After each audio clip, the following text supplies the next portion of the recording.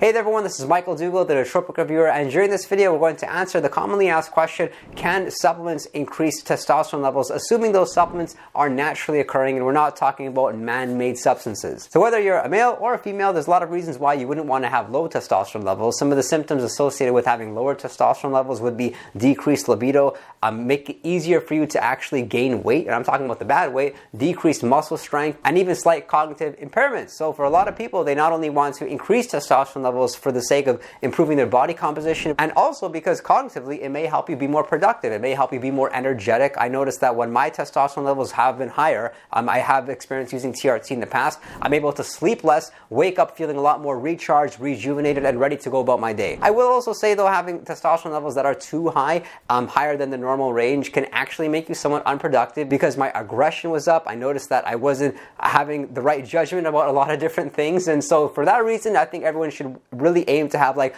between normal to high levels of testosterone levels. So a normal range of testosterone for males would be 300 to 1,000 nanograms per deciliter. For females it would be 15 to 70 nanograms per deciliter. And there's been a lot of noise recently about natural supplements that can in fact boost testosterone levels, of which many of them I've tried and I've found myself being very disappointed with. I want to draw your attention to this study over here. Do testosterone boosters really increase serum total testosterone? And this is a great paper because they actually went through 52 different studies which were reviewed relating to 27 proposed testosterone boosters, and many of these supplements are actually very popular, from zinc and magnesium to tribulus terrestris, one of my favorites, creatine, urocomia longifolia, which is also known as Tonkat alley, withania somnifera, that's ashwagandha, and D-aspartic acid. And they go on to say that their findings indicate that most fail to increase total testosterone levels, though there were exceptions, Tonkat alley being one of them. Shilajit extract, that's obviously very popular. They can be considered possibly effective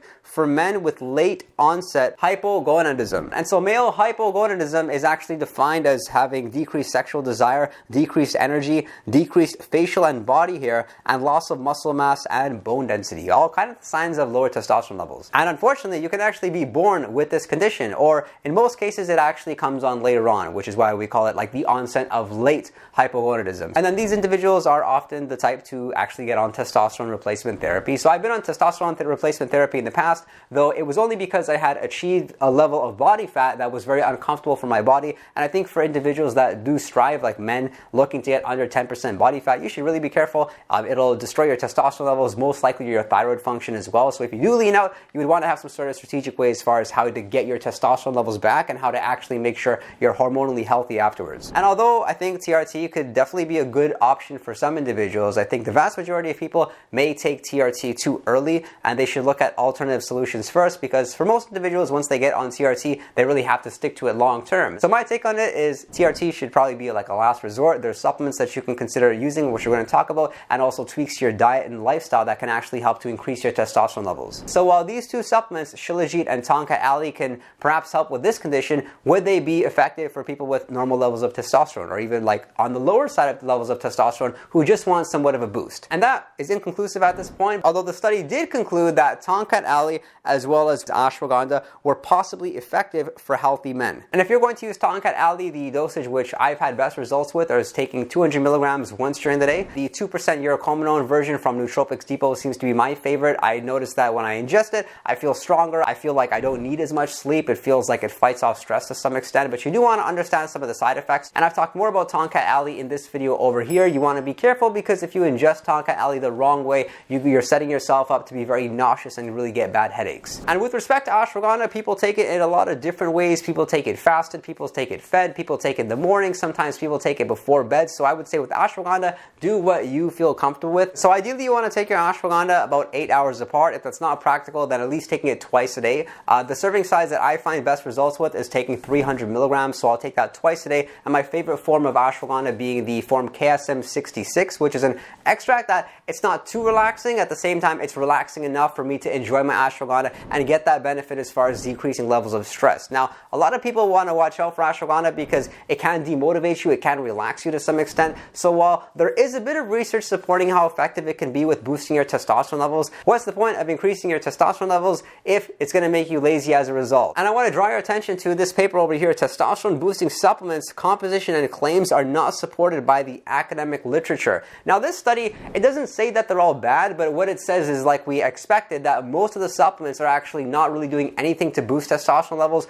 or so what the studies say. But what I really like about this paper here, because I use this as a reference, is they've listed out a lot of the popular supplements that can in fact boost testosterone levels, and they've published whether or not there are studies that demonstrate these can increase testosterone, decrease testosterone, whether there's studies showing that there was no change in testosterone, or there were conflicting data. And one example of this is, for example, ashwagandha extract. We can see that there are studies showing it can increase testosterone levels, and then we have studies showing that there's no change in testosterone, meaning that there is conflicting data. But some of the ones as we go through this list, which definitely look like good popular options: caffeine, D-aspartic acid, ginseng. I'm really not sure why that's there. I don't know anyone who uses that for increasing their testosterone levels. We have maca extract, vitamin D, and zinc. But I want to take the time to point out some of the ones where we did see an increase in testosterone levels and not having any conflicting data. And several of them I have not tried, but I would imagine that although there was an increase of testosterone shown, it would be negligible to say the least. We can see Uricomia longifolia extract, that being tonkat alley,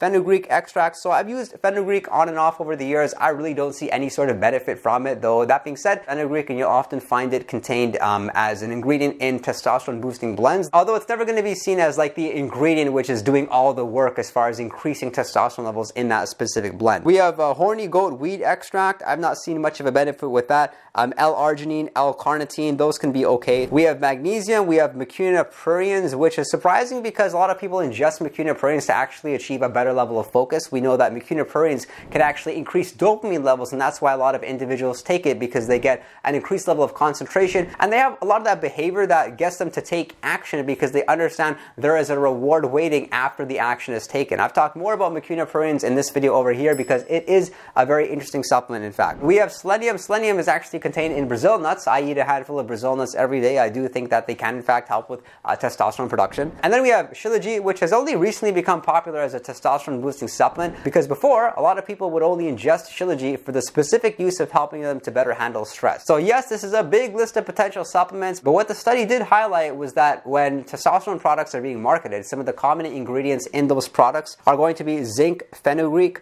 vitamin B6, tribulus, magnesium, boron, tonkat alley, and maca extract. And surprisingly, after browsing through a lot of anecdotes to see what people are enjoying using and seeing better results with, both based on their blood work but also subjectively, we do commonly see some of these ingredients being boron, magnesium, zinc, tonkat alley, Phaedogia agrestis. That one's become very popular because it's kind of like a supplement that's newer on the scene. A lot of people are using it along with tonkat alley. I've talked about that combo in this video over here. But my couple favorites at this point, because my opinion on this changes a lot, are tonkat alley and tribulus terrestris. With tribulus terrestris, I feel like it's somewhat safe. I don't feel any negative side effects from it. I get a better sleep, so I'm taking 1 gram of it in the evening. I'm taking 1 gram of it first thing in the morning as well. And I notice that I'm in a much better mood and I have more ambition during the day. But what are your thoughts on this? Do natural testosterone boosters even do anything? And have you seen results with any of them? Because we would love to know which couple supplements those are, so be sure to drop that in the comment section below. Do subscribe and drop a like if you did get value from this video. And if you want to chat with me one-on-one,